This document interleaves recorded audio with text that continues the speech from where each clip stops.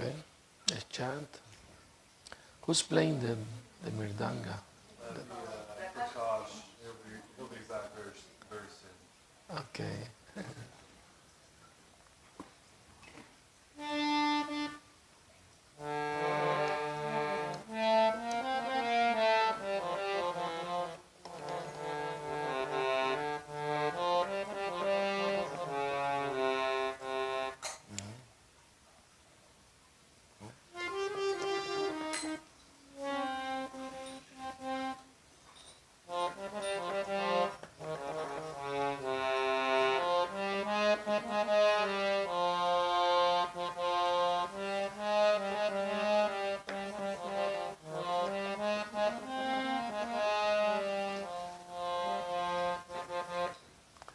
Prakash, Hare Krishna.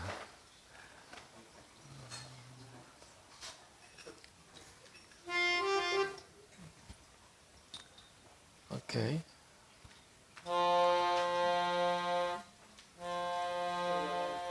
Hare Krishna, Hare Krishna, Krishna Krishna, Hare Hare, Hare Rama, Hare Rama, Rama Rama, Hare Hare, Hare Krishna, Hare Krishna.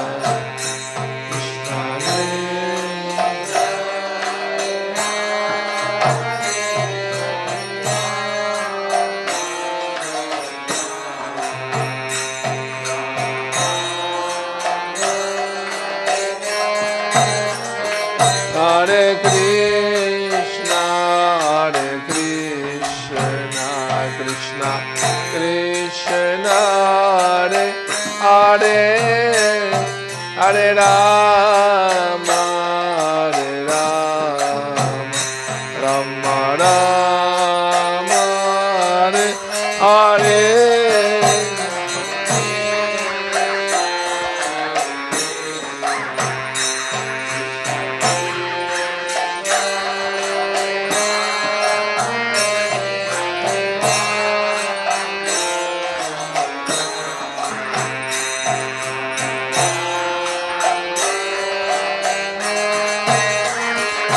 Hare Krishna, Hare Krishna, Krishna Krishna, Hare Hare, Hare Rama, Hare Rama, Rama Rama, Hare Hare.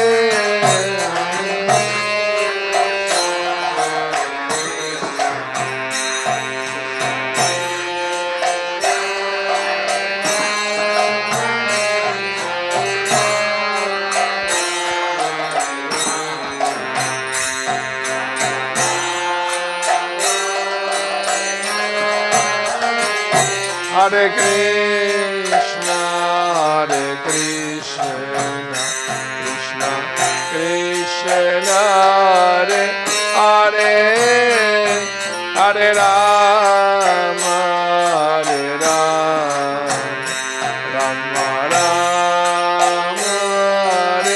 Hare Hare.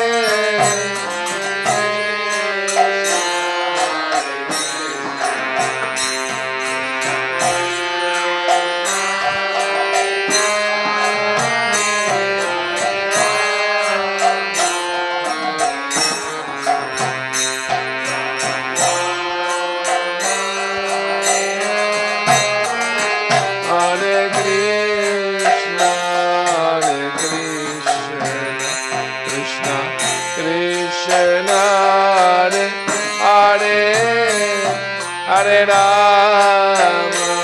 Hare Rama, Rama Rama, Hare Hare.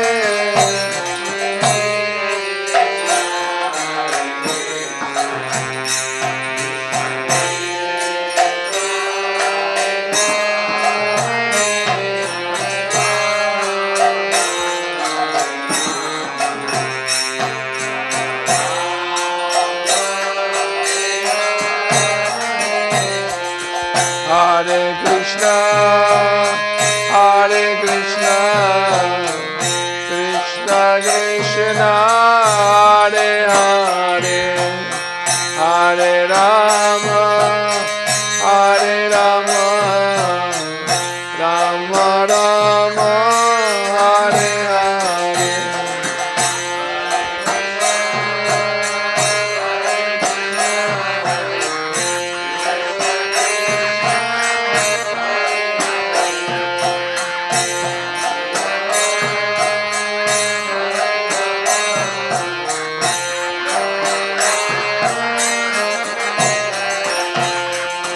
Hare Krishna, Hare Krishna, Krishna Krishna, Hare Hare, Hare Rama, Hare Rama, Rama Rama, Hare Hare.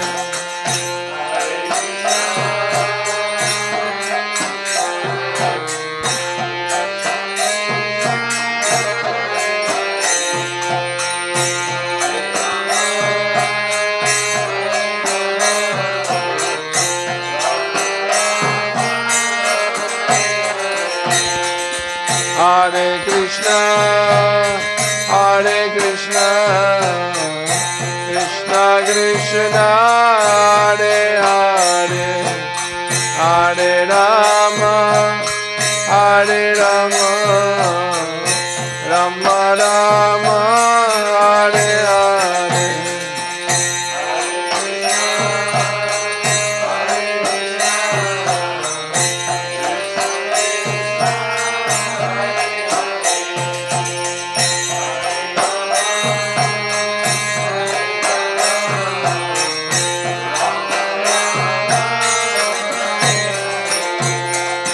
Hare Krishna, Hare Krishna, Krishna Krishna, Hare Hare, Hare Rama, Hare Rama, Rama Rama, Hare Hare.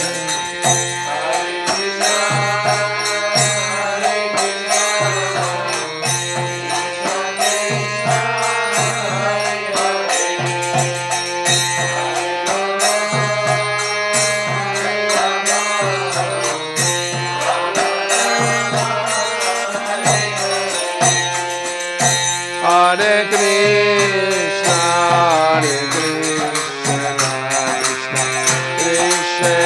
Hare Hare, Hare Rama, Hare Rama, Rama Rama, Hare Hare,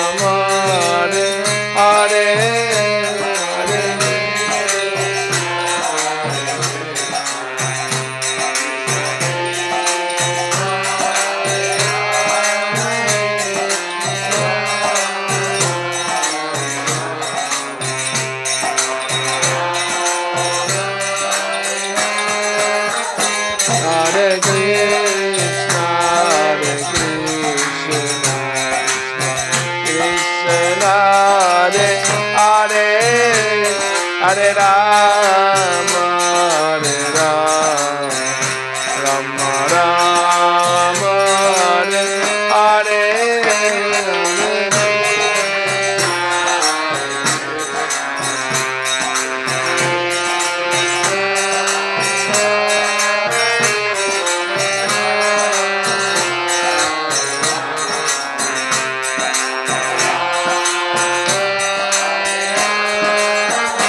Hare Krishna, Hare Krishna, Krishna Krishna, Hare Hare, Hare Rama, Hare Rama, Rama Rama, Hare Hare, Hare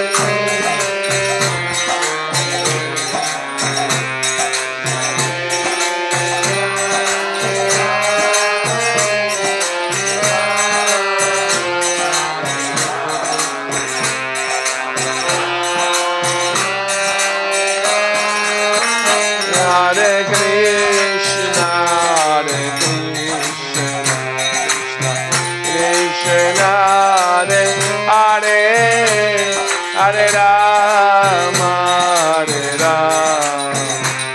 Rama Hare Hare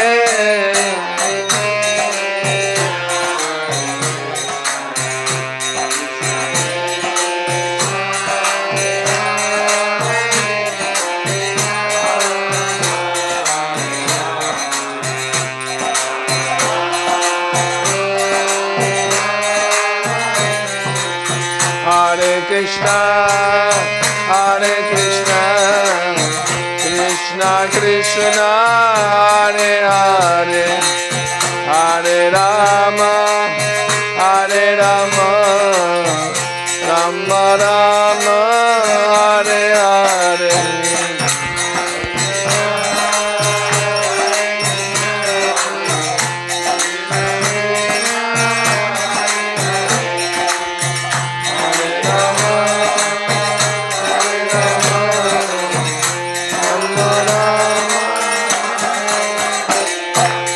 Hare Krishna, Hare Krishna, Krishna Krishna, Hare Hare, Hare Rama, Hare Rama, Rama Rama, Hare Hare.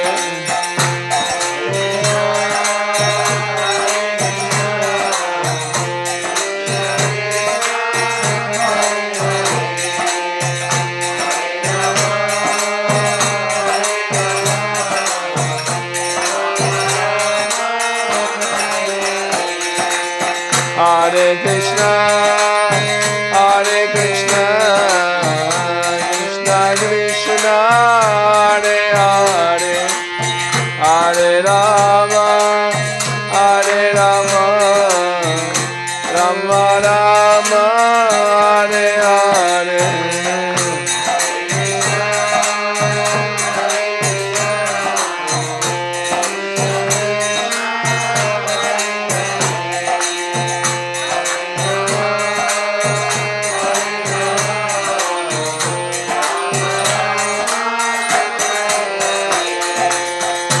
Hare Krishna, Hare Krishna, Krishna Krishna, Hare Hare, Hare Rama, Hare Rama, Rama Rama, Hare Hare.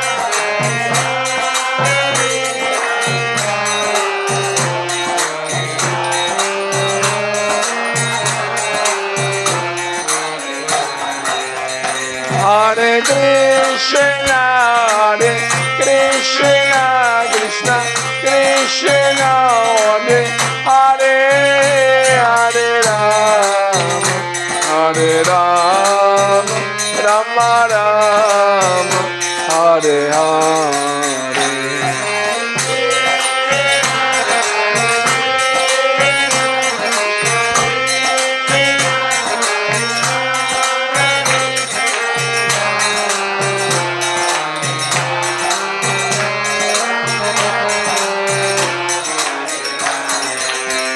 Hare Krishna, Hare Krishna, Krishna Krishna, Hare Hare, Hare Rama, Hare Rama, Rama Rama, Hare Hare.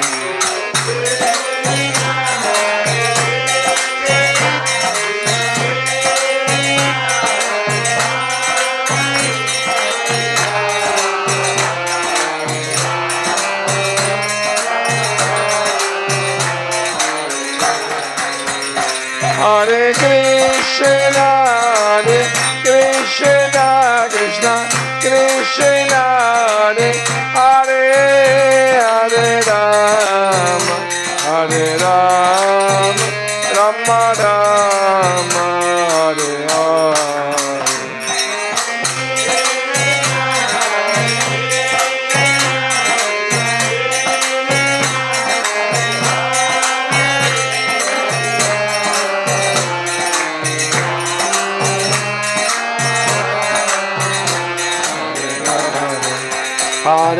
Krishna, Hare Krishna, Krishna Krishna, Hare Hare, Hare Rama, Hare Rama, Rama Rama, Hare Hare, Hare Krishna.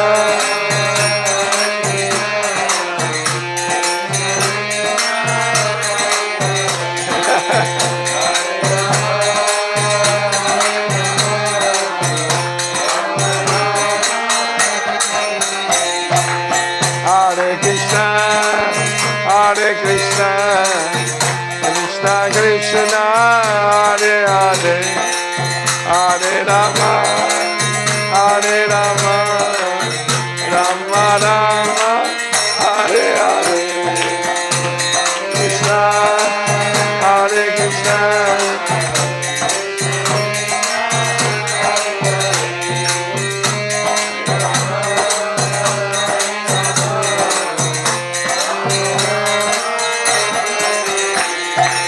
Hare Krishna, Hare Krishna, Krishna Krishna, Hare Hare, Hare Rama, Hare Rama, Rama Rama, Hare Hare.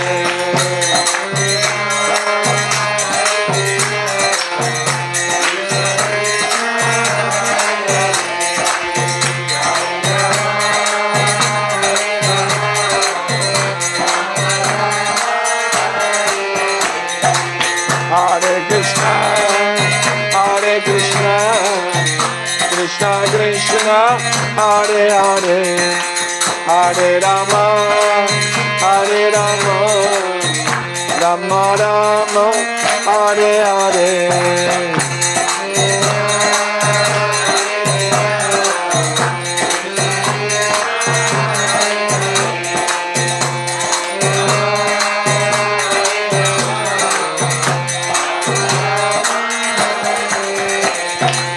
Hare Krishna, Hare Krishna, Krishna Krishna, Hare Hare, Hare Rama, Hare Rama, Rama Rama, Hare Hare, Hare Krishna, Hare Krishna, Krishna Krishna, Hare Hare, Hare Rama, Hare Rama, Hare Hare, Hare Krishna, Hare Krishna, Krishna Krishna, Hare Hare, Hare Rama, Rama Rama, Hare Hare.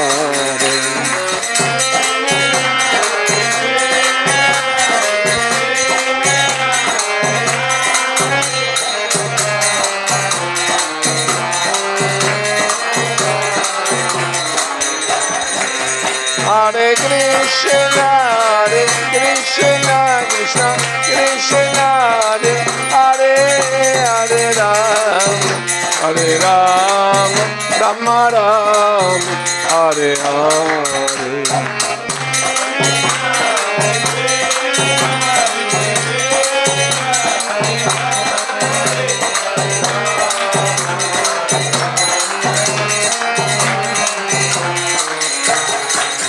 Hare Krishna, Hare Krishna, Krishna Krishna, Hare Hare Rama, Hare Rama, Rama Rama, Hare Hare.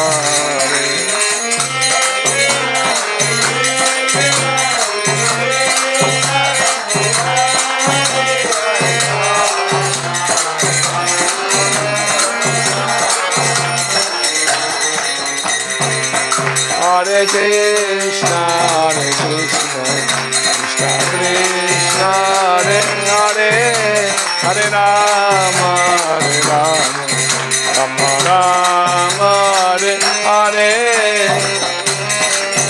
Hare Krishna, Krishna Krishna, Hare Hare, Hare Rama.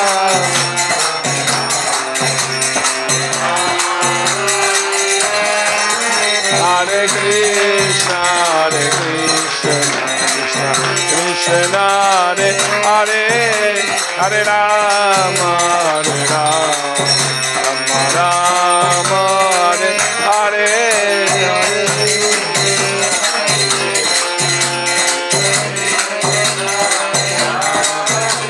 Hare Rama, Hare Rama, Rama Rama. Gora Premanandi, Hare Hare Hare Krishna. Very nice. Thank you for rising everyone to dance. You know, there is this Mexican saying, by chanting and dancing, all sorrows fly away. If you stand beneath a tree that has many birds and you clap and chant, they fly away. The same way, when you chant and dance for Krishna, all sorrows goes away, fly away. So, it's very nice to be back in San Diego after some time. Happy to see all of you. Thank you, Sangeeta and family, for inviting us to your home. It's always a pleasure to share with you this wonderful philosophy of Krishna consciousness. And I would like to hear from you. Let's make it simple meeting, for discussing.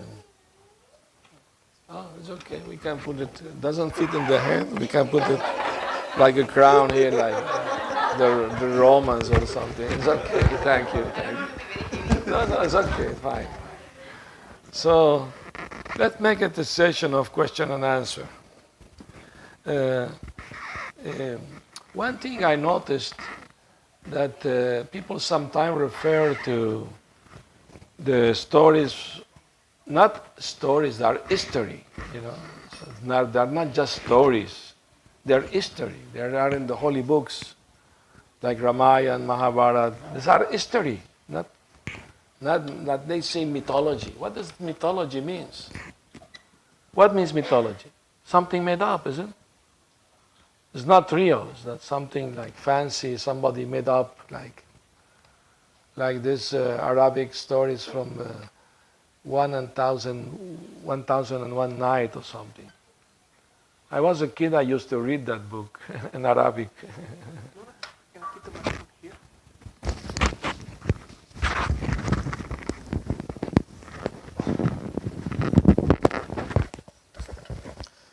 But because people, they don't understand the power of God, they think this is all made up stories, mythology. They use very frequently this word, mythology, to refer to the histories of ancient India, Because you see many surprising things, like Lord Ramchandra making the stones float on the water. You say, by physics, this is impossible. Impossible for us, but not for God. He makes all the planet float in mid-air. So for some few stones to float on water is not a big deal for him. He's the master of creation, the Lord and master. So anything possible for him. Or a 7 years old Krishna to lift a big mountain with his little finger. It's not mythology, it's real. It happened. He did it. The mountain is still there.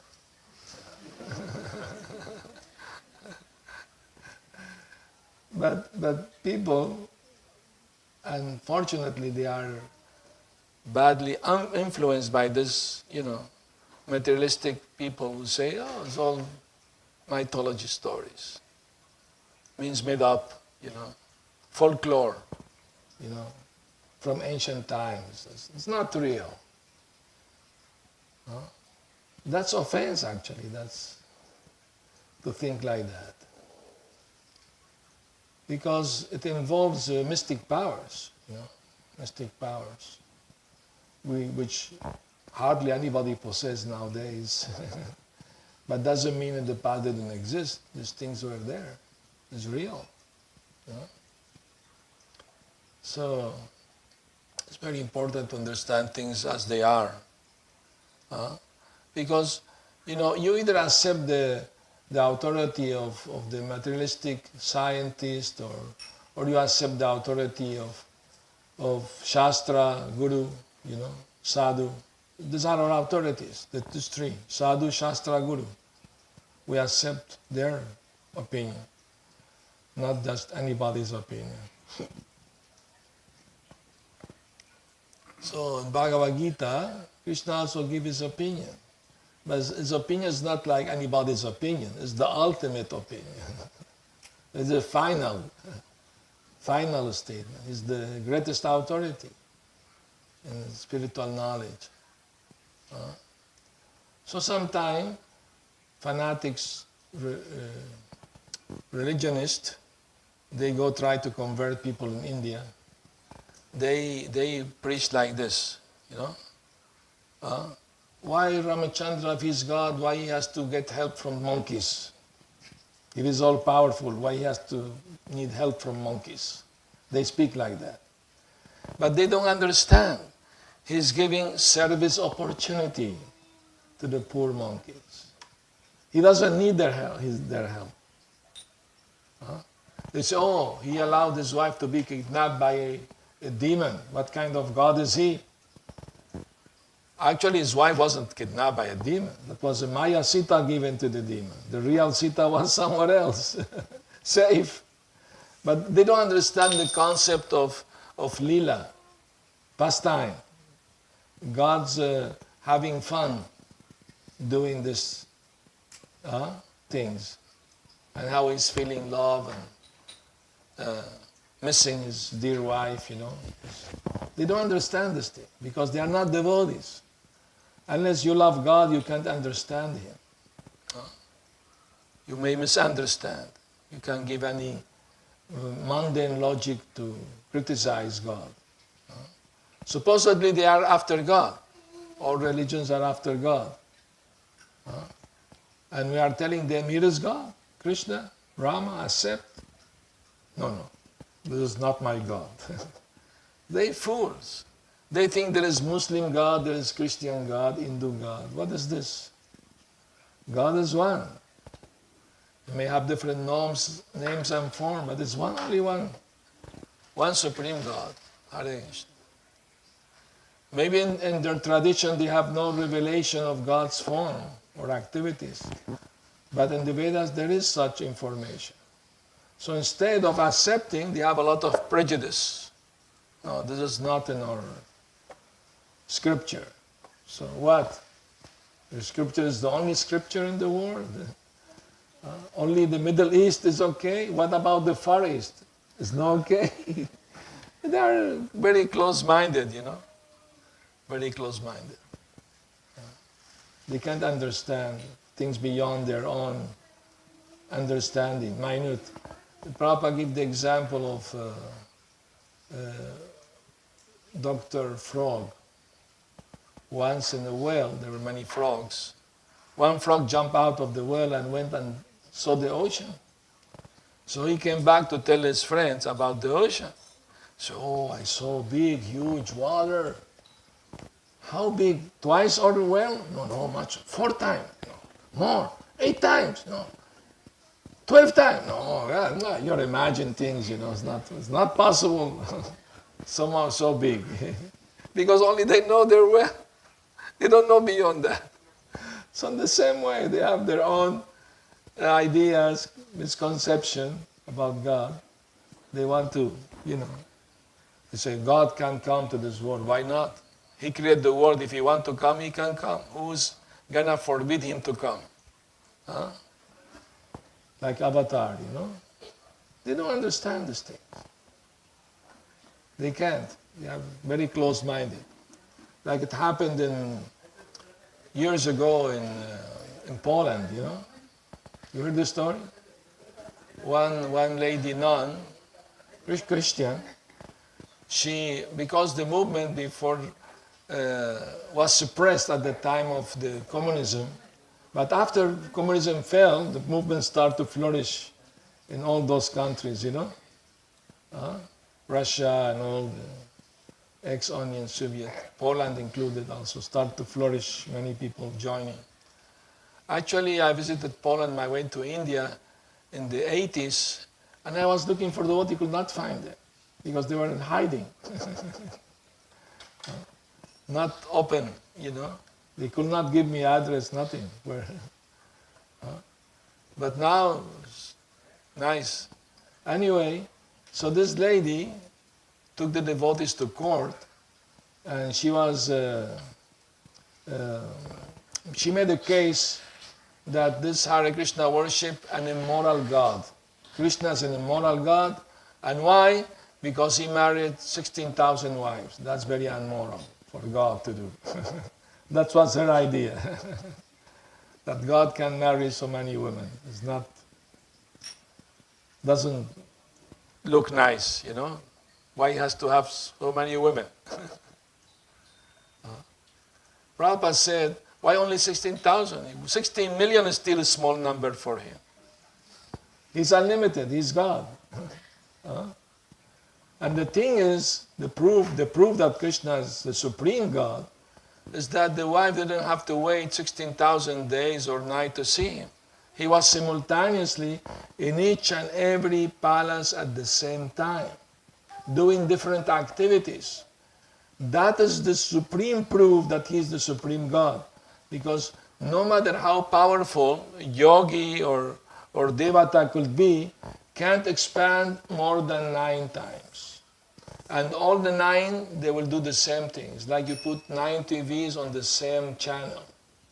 They will do the same thing. But no, Krishna was doing different activities simultaneously in 60,108 palaces at the same time. That's the definite proof that he's the supreme God, above all gods, above Brahma and Shiva. Like that.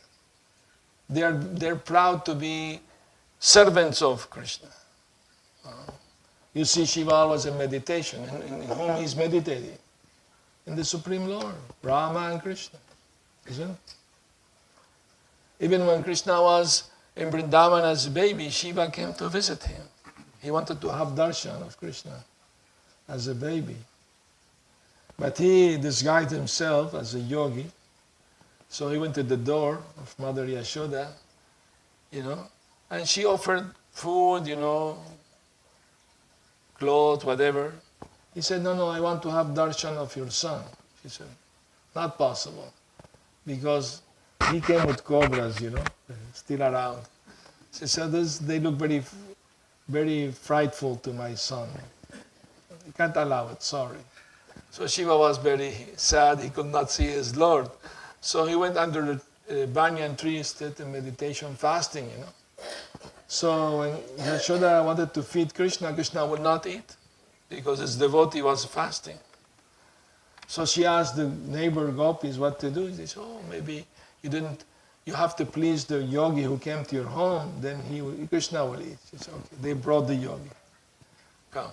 Okay, you can come to my house, see my son. But when he was walking toward Krishna, 10 steps only from there, not too close. These snakes around your neck are very dangerous. Don't step, more steps, only 10 steps. And then, Krishna was happy to see his devotee, Aradhya. And Shiva was also very happy to see his Lord. They smiled at each other. And after a few minutes, Yashoda said, darshan finished, you have to leave now. So Shiva wasn't fully satisfied. He went back to do tapasya, to fast. So Krishna also will not eat. So the gopis, they told Mother Yashoda, you have to bring him back and satisfy him fully, then Krishna will eat. So they brought the yogi back, or Shiva. And she said, please tell me, how can I please you? So you bless my son to eat and be healthy and strong. He said, okay, I'm planning to stay some time here in Braja, maybe 3-4 months. And I want to come every day to your home, not just to have darshan of your son, but I want you to wash his feet, and that water you give to me to drink, I'll put on my head. That will be, then I will bless your son. To always be healthy and happy. And say, okay, fine. So even up to today, they wash Krishna's form, then that same water they give to washing Shiva. Like that. They still do that in Vrindavan, Braj. So there are many wonderful pastimes like that. You know. But I would like to hear from you. Any comment or doubt or you would like to share? We'd like to discuss also a little bit about. Recently, there was inauguration of Ramchandra Temple in Ayodhya after 500 years, you know. That was a great achievement, you know.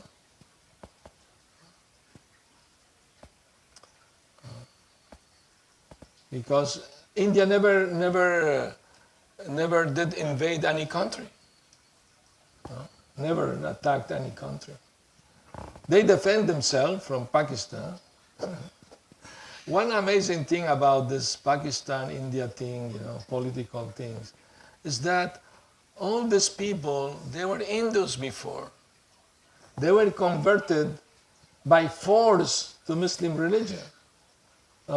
Sometime because of they are poor, so the Muslim governor, they will say, okay, if you become Muslim, we don't take taxes from you. Otherwise, you have to pay heavy taxes. So they will be forced, you know, because of poverty, to convert. Or at that time of Lord Chaitanya, if a Muslim just throws some water on you, you immediately become Muslim, just like that. People were so innocent. You know? They believed that just by sprinkling some water, you are converted. So one such case happened, and the devotee went to see Lord Chaitanya. He wanted to see all the Brahmins first as advice, you know. One Muslim ruler, you know, throw some water on me. What should I do? I don't want to become Muslim. What should I do? So you must drink lead until you die. You should drink ghee until, you know, 1 gallon of ghee you should drink. But that means you have to die, you know. So he went to Lord Chaitanya. Lord Chaitanya said, no. Just go to Vrindavan and stay there, chant the holy name. Okay. Hare Krishna. Let him see the fishes. He will be distracted by those. The nice looking fishes. Let him see the fishes. Hare Krishna. All right. So Krishna also took the form of a fish, Matsya Avatar. A small fish, then he became gigantic. Krishna have such a great sense of humor, you know. He came as Varaha. He came out of the nostrils of Lord Brahma, very tiny, a boar, and suddenly he started becoming huge. So that means Krishna has a sense of humor also. He likes to play tricks. When I joined the Hare Krishna movement back in the 70s, I gave books to my friend, family members to read about Krishna. My younger sister, she told me, oh, I read the book, very nice, thank you. But I have one doubt. I say, ask me anything. She said, but please don't be offended. I say, no, I will not be offended. Ask me anything. She said, well, I don't understand why you worship a God who's a thief and a liar. I said, why you say that? Well, don't be offended. No. She said, well, because I read in the book, Krishna liked to steal butter and yogurt. And when he's caught, he denied, no, I'm not stealing. He's not only thief, he's also a liar. How can you worship a God like this? I told her, okay, to answer your question, I'm going to ask you to please at least theoretically accept that Krishna is Supreme God. He said, theoretically, it's okay, I accept. I told them, if he's God, that means he created the whole universe. And that means everything inside the universe belongs to him, including butter, milk, yogurt, everything belongs to him. So he say, I'm not stealing, he's saying the truth. How can you steal from yourself?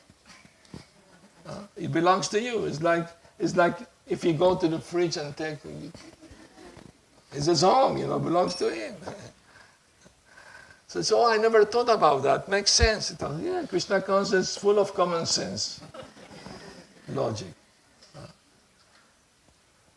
So going back to the story in Poland, so the case was very advertised by the TV news because the first time a god being sued, in the court, So one devotee lawyer, he came in defense of Krishna.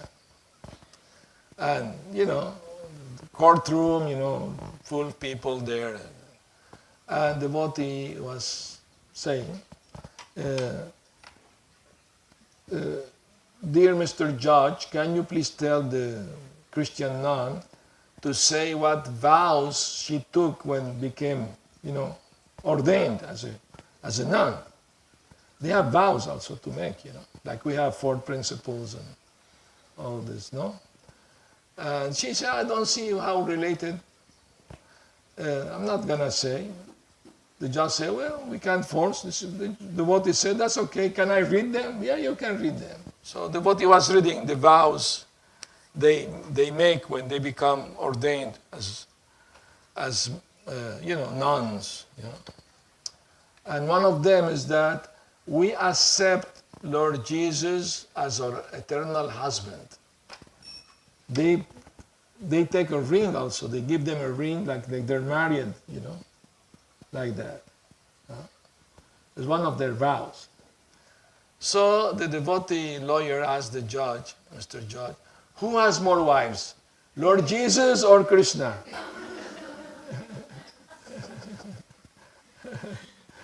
The judge smiled and said, case dismissed. There are more Christian nuns than 16,000 in the world.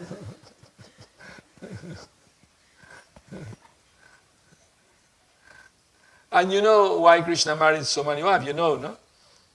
You know? The reason is they were kidnapped by a demon, Asura. And they were great devotees, so they prayed to Krishna for their deliverance. And Krishna went there on Garuda, and he killed the demon and rescued them. So he told them, go back to your home. They were princesses. They said, no, nobody will accept us back. Once in Vedic times, women stay out of their home, nobody will accept back. The husband or parents say, no, you're done. So, but they said, we want you to marry all of us. That's our desire. And because they were pure of heart, they sincerely wanted to have Krishna as their husband. Krishna agreed. It was a huge fire yagya, vivah yagya, thousands. One time, 16,000. That's God. He can do anything. And we, at the same time, with all of them. Each one of them thought, oh, Krishna is more attached to me than the others. He doesn't go to the others. He stays only with me. Each one thought like that. That's Krishna's power. I mean, Lord Ramchandra, he accepts only one wife. Isn't it? He's giving moral instruction to human society. Be satisfied with one wife. And chant the Lord's holy name. But Lord Krishna is more liberal. He accepts everyone. Because Lord Ramchandra is Maryada Purushottam. He's giving an example of a perfect human being. Perfect king. But Lord Krishna is showing he's the supreme God, Lord. Openly in Bhagavad Gita he says, I am the supreme God. Everything comes from me. Aham sarvasya prabhavamatta sarva pravartati timatva vajantima buddhabhava samanvitaha. Bhagavad Gita 10:8. They said, everything spiritual and material comes from me. I'm the origin of everything. That means it's the origin of all devatas, Ganesh, Durga Mata, Lord Shiva. He is origin of all of them. He's the origin of everything. Everything comes from him. And the person who knows that, worship me with all their heart, Krishna says in Bhagavad Gita. So the highest knowledge, highest understanding is to love God. That's real religion. Not just some ritual, some ceremony. No, to love. And love means obedience. Love means surrender. Isn't it?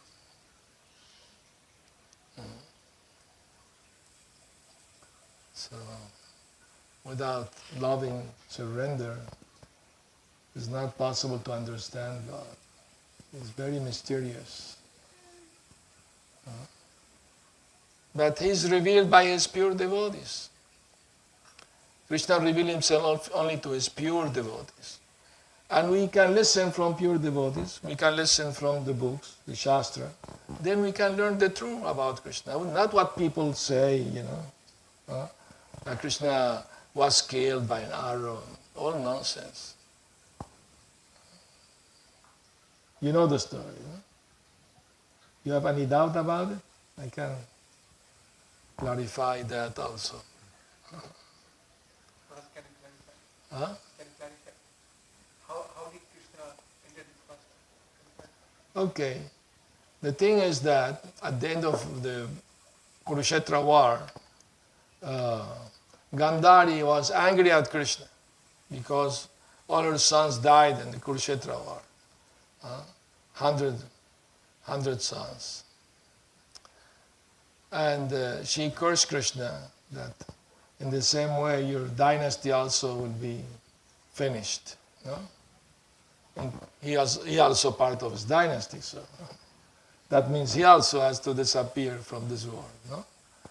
And she after that regretted cursing Krishna, but Krishna said, that's all right, that was my arrangement. Because Krishna has to find an excuse to take his Yadu dynasty out of this world to his eternal home, no? And Vaikuntha, the spiritual world. He has to find an excuse. They can't just disappear in middle air like science fiction movie or something. Just disappear, no. Has to be logical, human reason. So what happened is that of course, when Vyasadeva came to see, after the Kurukshetra war ended, he came to see, Dhritarashtra. And Dhritarashtra asked Vyasadeva, you gave me blessing to have 100 sons, but now I lost all of them. Why I'm suffering so much? Why this happened to me? Please tell me. You're my guru. And Vyasadeva said, in your past life, you was a king. And you, because of your bad karma, you got a very severe skin disease. No doctor could cure you. But one doctor came from South India. He said he could cure your disease. But he needed to make medicine using the body part of 100 swans.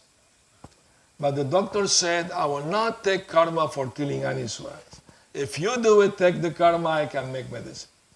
So you accepted the karma, and you didn't feel any regret to kill these 100 swans, any remorse. So now these 100 swans became your sons, and now you're suffering because of their death. Because past life you didn't regret, you didn't feel, you just wanted to get cured. You got cured, but you beat the bad karma. Now you're suffering because of that. Just see how the law of karma works. Very strict. If you harm even an ant, that will be taken into account. At least willingly, we should not harm any living entity. Anyway, So Krishna has to find a way, excuse to take his devotees back to its kingdom, eternal kingdom. So at Prabhaha Kshetra, there was a ceremony, all Kshatriyas went there, all the Yadu dynasty went there, and Kshatriyas are allowed in special ceremonies to drink fermented rice, like a drink. They got intoxicated. And what happened is that they start fighting each other. But what happened before that was Samba, Krishna's son, he disguised himself as a lady with a pillow, looked pregnant, and other princesses from the Yadu dynasty, they wanted to play a joke on the rishis. So they went to the rishis, they were laughing. Oh, you rishis can predict the future. Can you tell us this lady is going to have a boy or a girl? So the rishis were not in good humor. They said, what she's going to have would be the cause of the destruction of all your dynasty. So they were frightened. They ran to the palace and they told Krishna's grandfather. What was Krishna's grandfather's name? Ugrasen, yes. What happened? So immediately, and they opened the belly, the pillow became iron. So what to do with this iron, big lump of iron? Oh, ground it to powder and throw it in the middle of the sea. So they did that. A small piece was left thrown in the jungle. Small piece.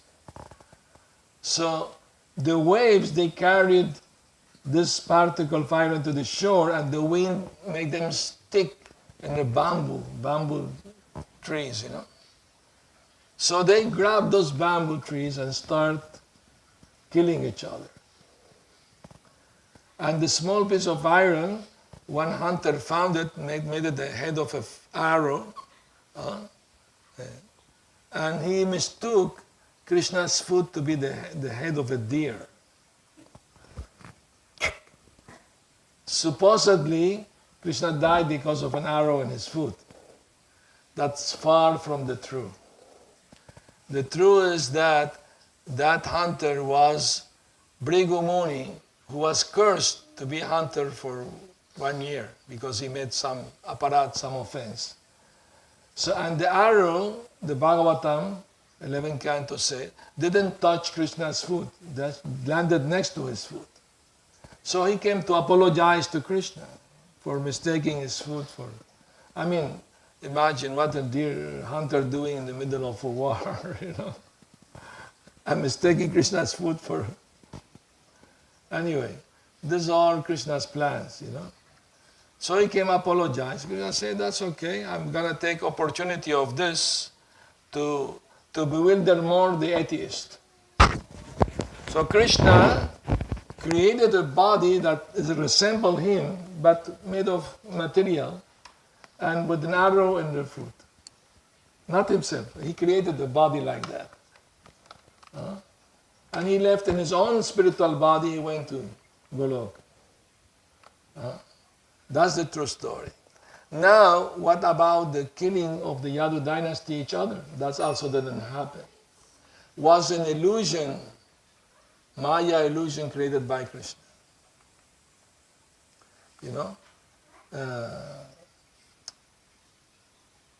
There is a story in the Vedas of a magician family. They went to perform at the king's palace. They were husband, wife, and 2 teenager sons. They were performing. Very amazing things, appearing, disappearing things. So the queen was very impressed. She took a necklace pearl, and put it on one of the sons, as a gift, made of gold and pearls. And the boy was very happy. So his brother told him, I'm your elder brother, give it to me.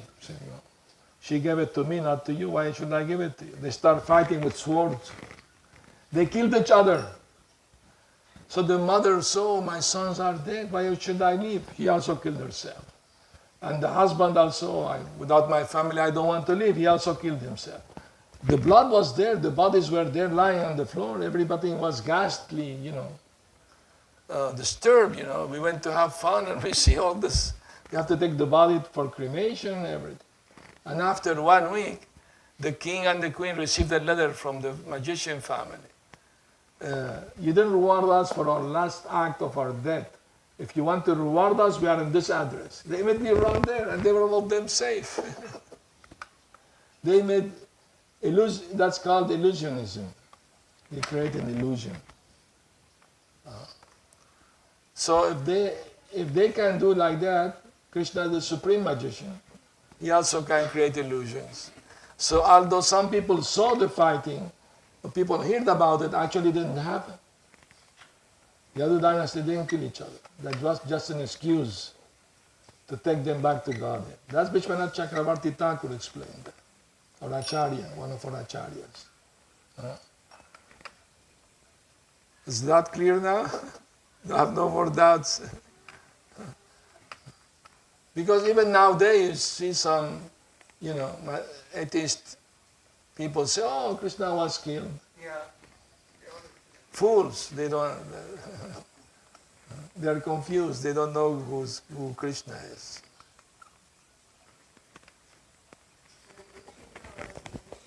No, Krishna was real. Krishna war was real. Yeah, was real. And everybody who died in Kurukshetra got moksha, liberation. Those who were devotee, accepted Krishna as supreme God, they went to Vaikuntha. Those who didn't accept, they went to Brahma Jyoti, impersonal Brahma. Everybody was delivered in that war because Krishna was there present, personally there. It was not any ordinary war. It was different.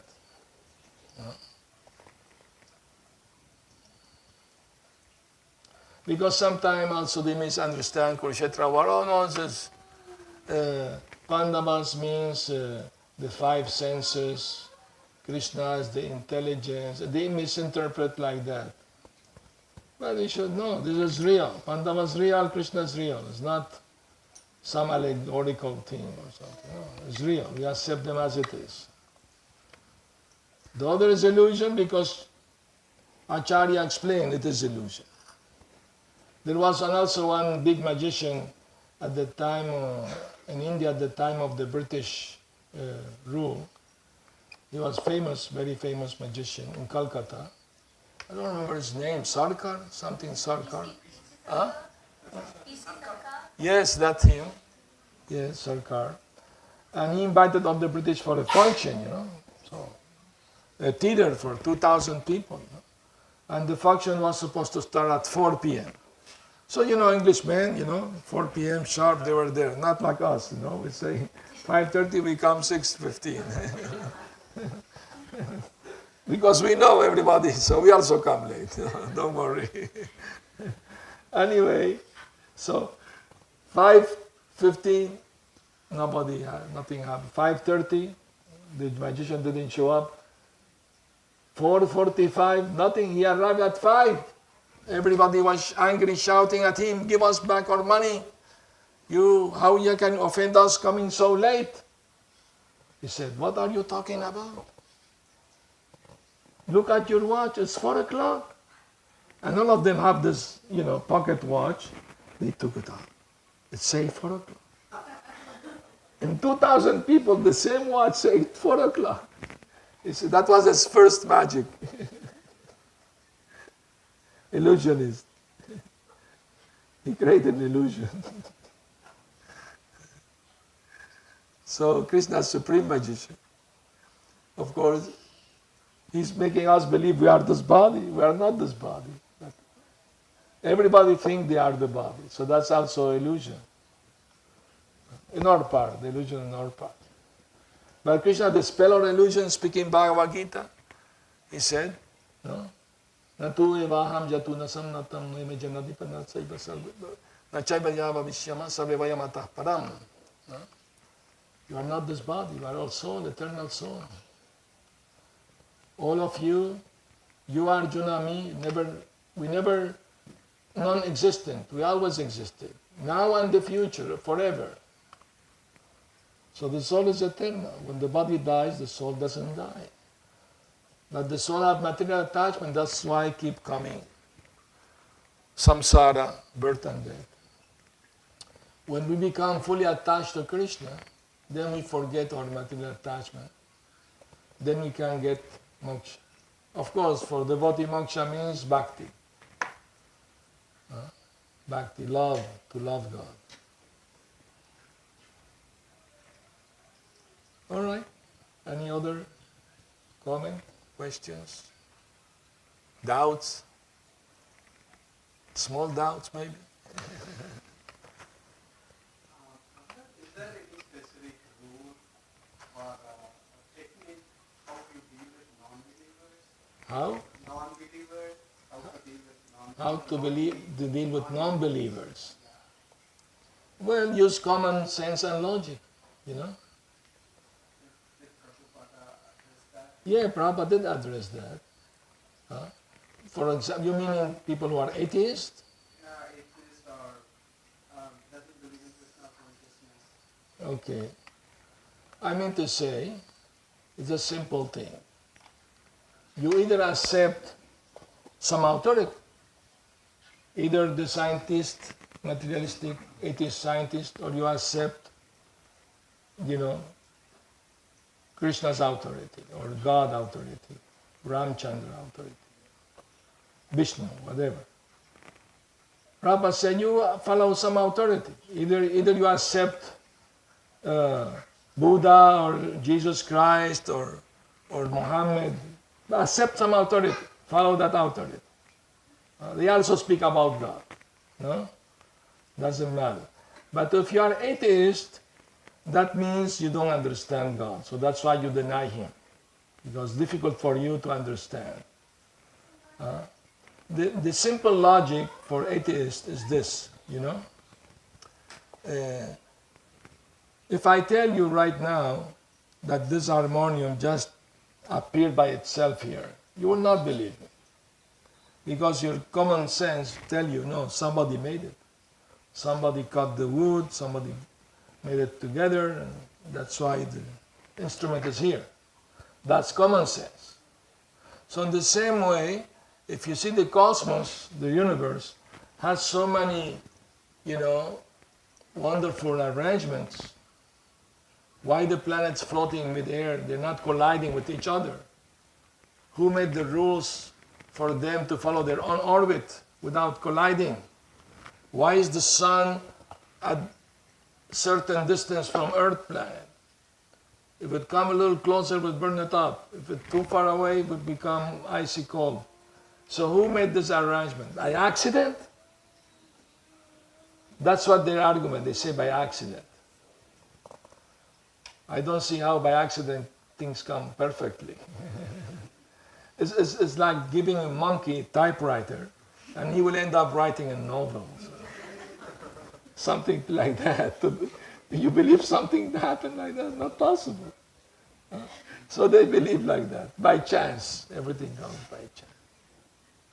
That's more a fairy tale to believe everything comes by chance than to accept there is supreme intelligence behind the universe. That's more common sense. So we can use this logic. It's a good logic.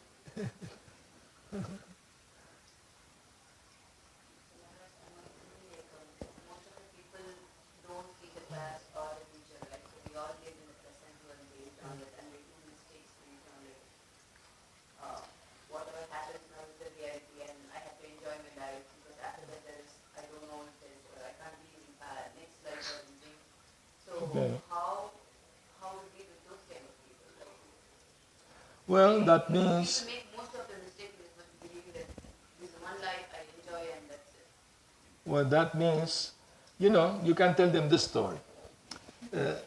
Some years ago, one scientist, a group of scientists, went to Africa to study the gorilla community, They made contact with the gorilla community in the jungle. They are actually very pacific animals, They're not violent, gorillas.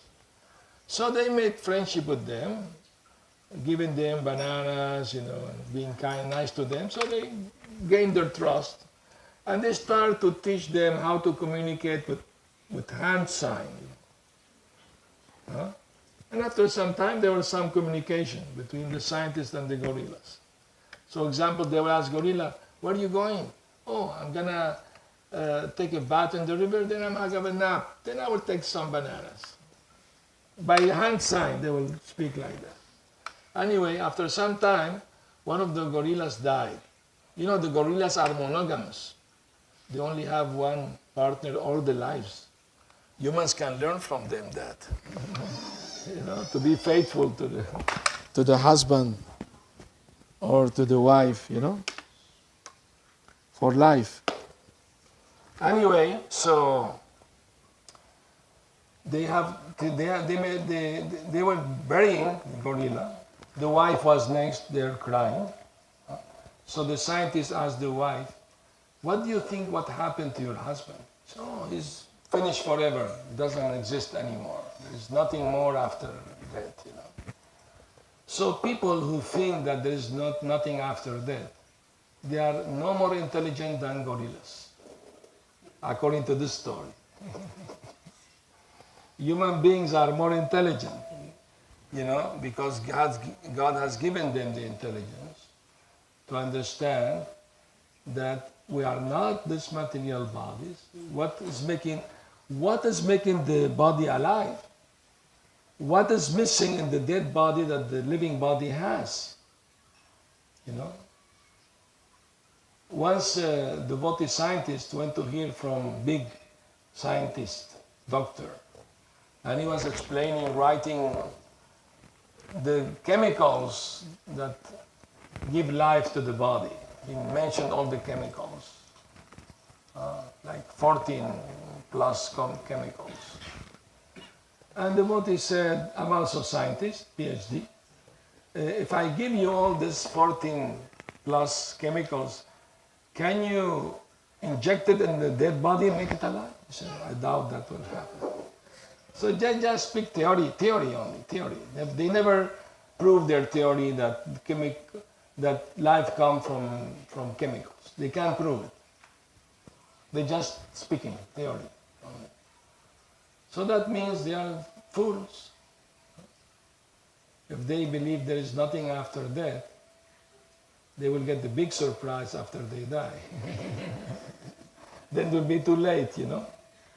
Once I had a dream, many years ago, one very bad man, you know, he came maybe once, a few times to temple, but he was, you know, into drugs and, you know. Yes, it been better. And, you know, doing bad things. And he was in heavy drugs, and he was having some military came to his home. They were searching for drugs, whatever. And he fighting them, he was intoxicated, and they killed him. So I had a dream that he was going down to hell. And he said, "The Hare Krishna were right, it's too late."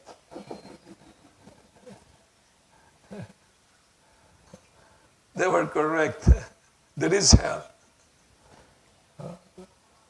So people who don't believe, doesn't matter you believe or don't believe, things are going to happen.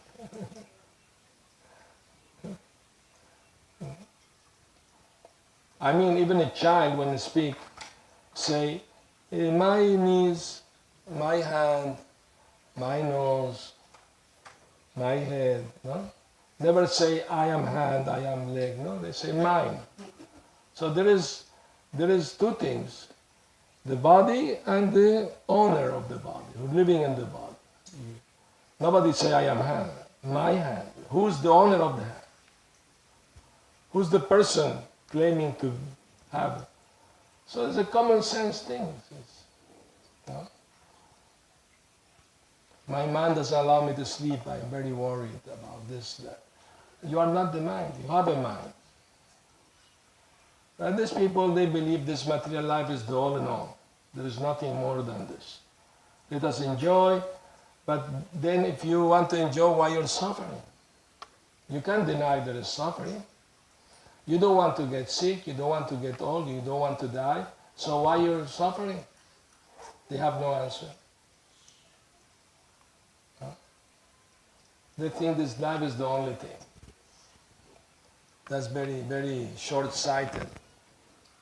Like some insects, they are born at night, they multiply by night, and they die at night. They never see the sun. For them, there is no sun.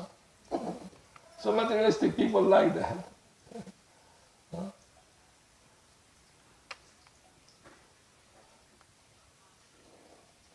What can you do? Give them a book, let them read, see if that catch their attention. The philosophy, I mean, it's a deep philosophy. And this is for intelligent people, the philosophy. For inquisitive people who wants to know the truth.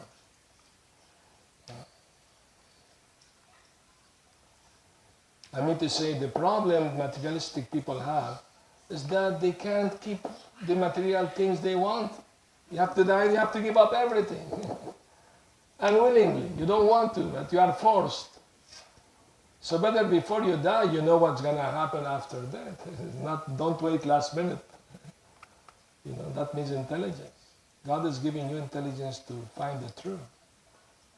Use it properly. You know, inquire from the sages, from the holy books. Find the truth. Don't be misled by atheistic ideas. You know? Because they are misleading people. To believe that there is no God, no creation, everything evolution, only bodies, no soul. All nonsense. And unfortunately, they are teaching this on university schools, isn't it? Openly they are teaching now these things. But the devotees should not be confused. They should know the truth. These are imperfect human beings giving their imperfect opinion. Why we should care about their opinion? We care about Krishna's opinion, Vyasadeva opinion, Narad Muni opinion, Valmiki opinion. Who are they? What is their value of their opinion? Like that. Chastise them a little bit. Okay. Hare Krishna. Yes? Maharaj, thank you for the class. And I was just thinking what you were saying with attachments and things, how materialist. I mean, I know I have so many attachments that I'm unable to give up even small things like books. I was telling my mom crossword puzzles. I was listening to Radhi Shankar, and he was saying, you know, when you Somebody should invent some devotional crossword. With the attachment, he was saying, you know, even these little things where we spend time, because it is time we They will be gradually reduced and forgotten, you know. Have to increase our chanting and hearing about Krishna, then things naturally become less. So I was listening to a class by Radhi Shankar, and he was talking about Maharaj Bharat and how he was the emperor of all known world and he gave everything up as, you know, just He became distracted by a deer. dear. Well, and we are distracted by so many things, you know, crosswords and internet games and so many things. We have to reduce that, increase our Krishna consciousness. I mean, the case of Maharaj Bharat, he went to the forest and he was alone. We have the good fortune to have devotees association. They can tell us, be careful, you know, don't deviate. But he didn't have association. He was by himself. If he had some association or other rishis, they would have told him, no, don't be distracted by this deer, you know. Take care of your spiritual life. He didn't have that. So that's why it's so important to keep company, devotees company. He can tell us, you know, be careful, you know, don't be too distracted. But the thing, he was such a great devotee that Krishna didn't forget him.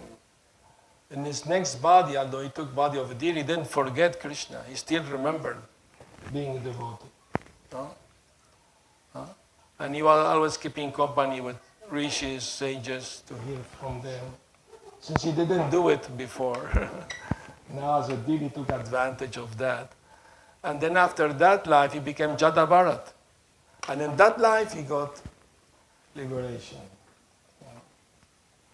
So he had success at the end.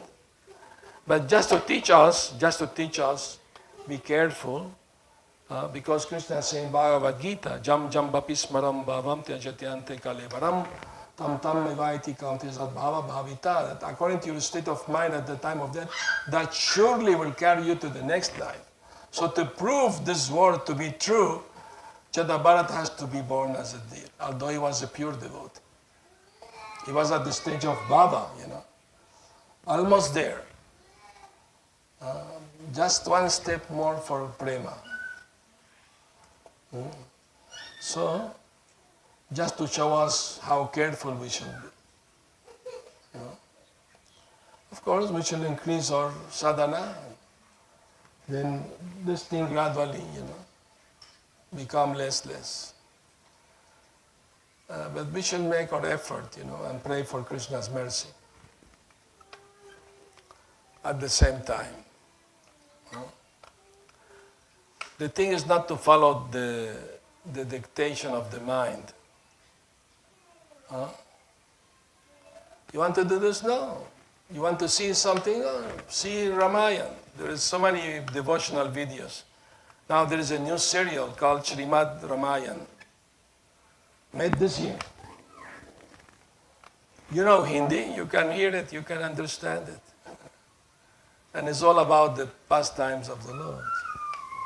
You can use that interest in watching, something, you can, like that. There are many things like that. So, no? What do you think? Yes, Maharaj. Or maybe you can make a devotional crossword, This means Rama, Krishna, like that. Yes. So, in many stories, and even now you said that at the moment of death, if you call Narayana or if you think about God, you will get liberation. Yes. Moksha. Yes. Okay. So, one devotee, who is entire span thinking and chanting about Krishna, but obviously at the moment, due to the physical, pain, he is not able to do that. And another person who is not at all devotee, but for example, there is a story where his own son name is Narayana. So when he was about to die, he calls his son Narayana, and then he got liberation. No, he didn't get liberation. Oh, he didn't get? No. He got liberation from going to hell. Okay. Only that. He got liberation from not going to hell. From not going to hell. Okay. But after that, he was still alive. So he went to a mandir in Himalayas, in Haridwar, remained the rest of her life serving the Lord in that mandir, in that temple. Then he went Vaikuntha. Now, he was, by chanting Narayan, he was freed from going to hell. He was the Yamaduts, they were taking him to hell. But Vishnudutta stopped there. So this man chant offense without offense. He was calling his son. He was not sinking, contracting his sins.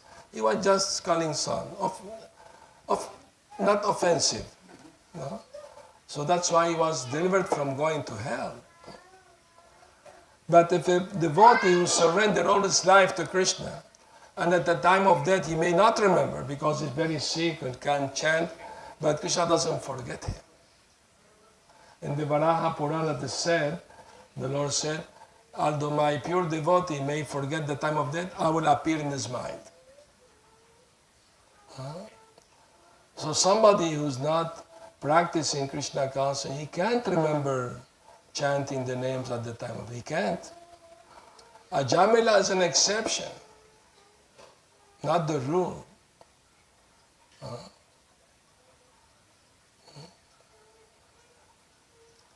Like some devotees told me, okay, I will do like a Jamila, I will fall down, I give my name Krishna to my son, and I will say Krishna. Then he doesn't work that way. You can't cheat Krishna, he's better cheater than you.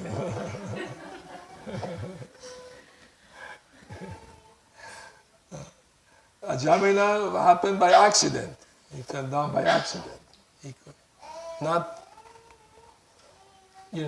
willingly. He didn't plan it, just happened to him. He was very weak.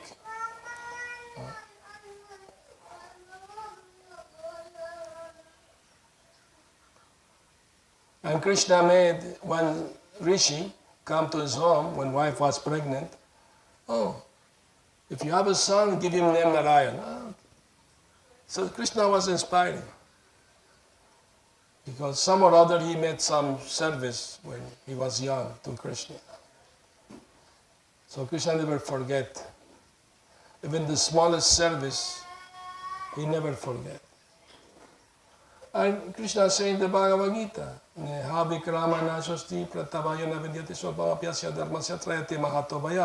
in this path there is no diminution or loss. Even the most minimum advancement you make protect you from the greatest fear. At least you will get a human body to continue your spiritual progress next life. It may take one life or few more lives, but success is guaranteed for somebody who's sincerely chanting and surrendering to the Lord. He will get it. He's still fortunate. It may take a little more time, but it's assured you will get it. So, we have to be, Prabhupada said, very pessimistic about material life, but very optimistic about spiritual life. Pessimistic about material life means you don't put your hope to be happy with material life. You know everything here is temporary, not permanent. So why you put your faith to be happy with material things? No, put your faith in happiness, spiritual happiness that the Lord can give you by doing seva to Him, by chanting His holy name. Then you are in the right path.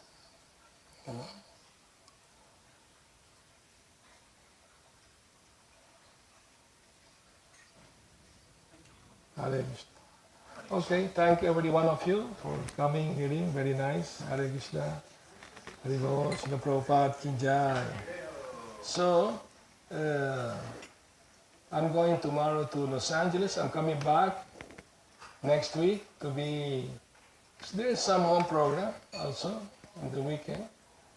Next Saturday there's a home program somewhere. Find out. And then Sunday we have a Gora Purnima festival. Yeah, here in the temple. I will be here, of course.